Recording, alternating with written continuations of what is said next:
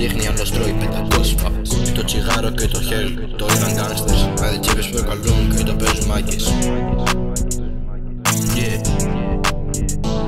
Χιλιάδες βλάκες.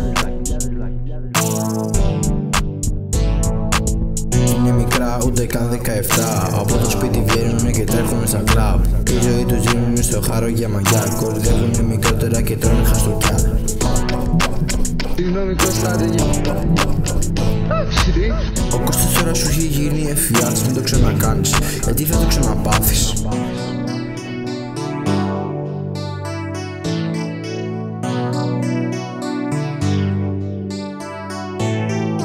Στα φλιατρά υπάρχουν χιλιάδες βλάκες.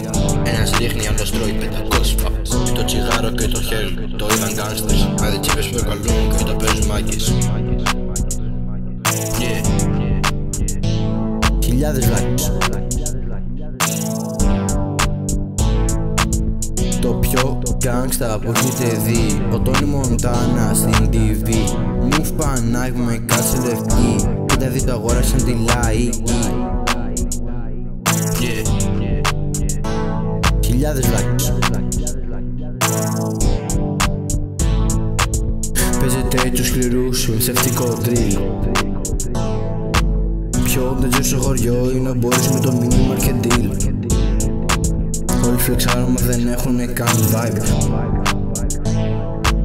Ακόμα βλέπουνε τσόντο σε DVD drive. Στα φλιατρά υπάρχουν χιλιάδες βλάκες. Ένας ρίχνει, άλλος τρώει 500 πάπες. Το τσιγάρο και το χέλ το είδαν γκάνστερς. Με διτσίπες που προκαλούν και το παίζουν μάγκες.